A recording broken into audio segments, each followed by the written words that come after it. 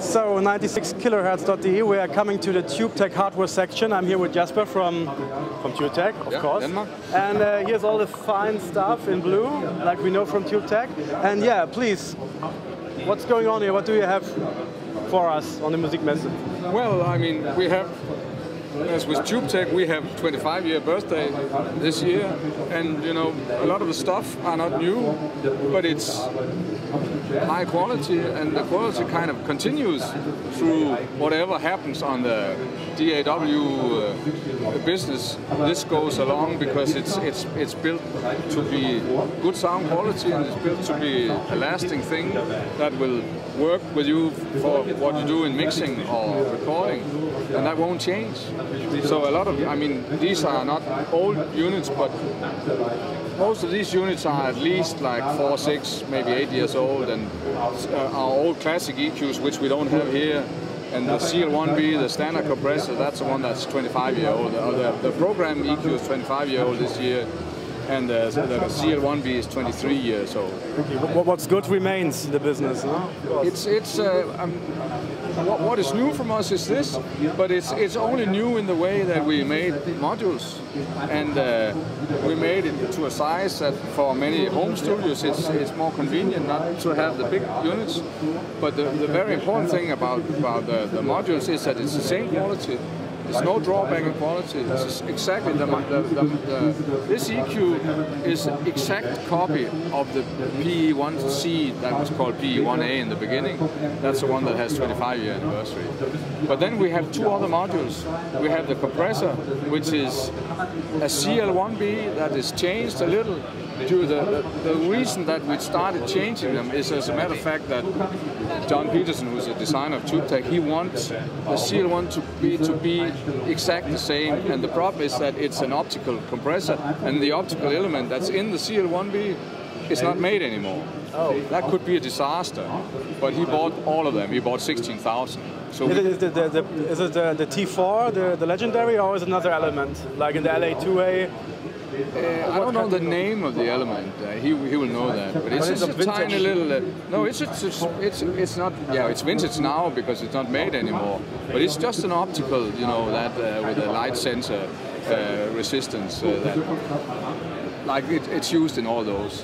I'm not that technical. I don't know the brand of it, but that particular one gives that particular sound of the CL1B.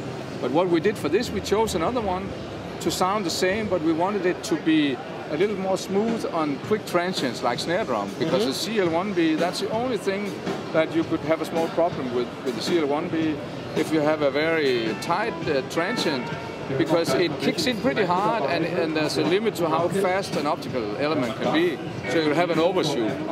So we worked on this to change that, and the result is this is a little slower than the CL1B, but it kicks in more slowly. And that makes it a very good compressor for drums too. And it has the same characteristics for vocals and bass. So that's an update of this module. And then the last IM module we have, they all called IM, the whole modular series is IM. This is the mic brief, and this is an upgrade from our old MP1A mic brief, but we put all the new things. We have an impedance switch, and then we have the traditional thing with the pad and phantom power, and the low-cut frequencies are the same. But then John wanted this because a lot of people today don't know much about levels, and it's very common that people just turn stuff up.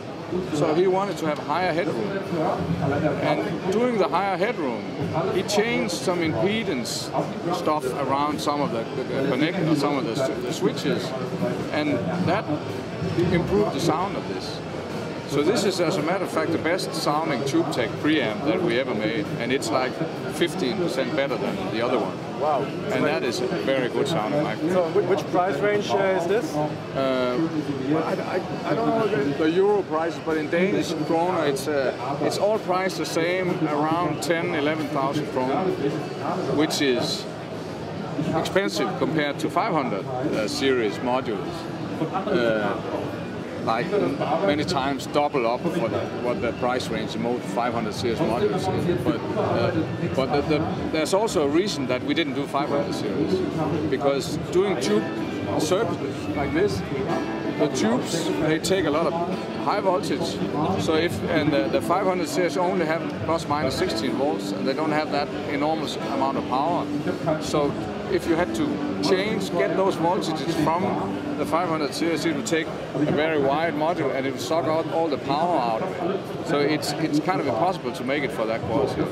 So that's the reason we make our own modules. But of course, like all the other tube tech, it's expensive and exclusive. But that's what it costs to make the quality. Because John, who's the designer of tube tech, that's one thing he don't want to do. He don't want to lower quality. He'd rather close his company. That's the one thing he will never do.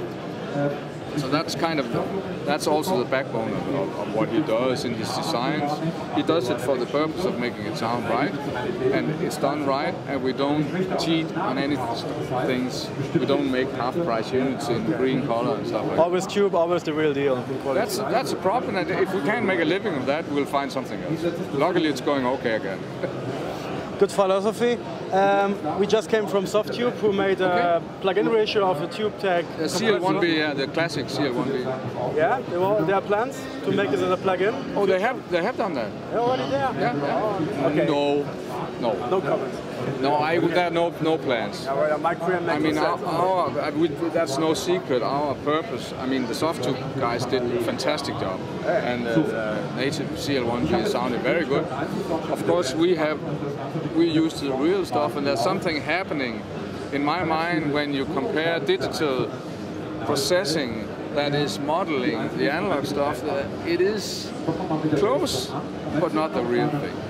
And our idea was, we love the way SoftTube does it, and they did a good job, but it's also a promotion thing for us to have more people know the stuff.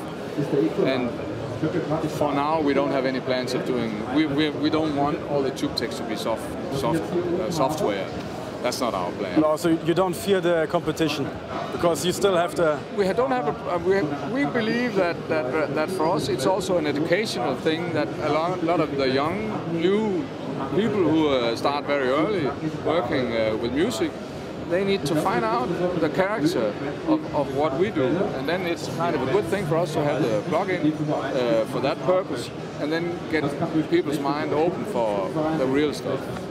And eventually they will want the right stuff. Get more familiar with the tube tech. Yeah, and they will get to know what it is and be more interested in the real stuff, which is then a lot of money. So that's how it is. Yes, but thanks a lot for the interview. Okay.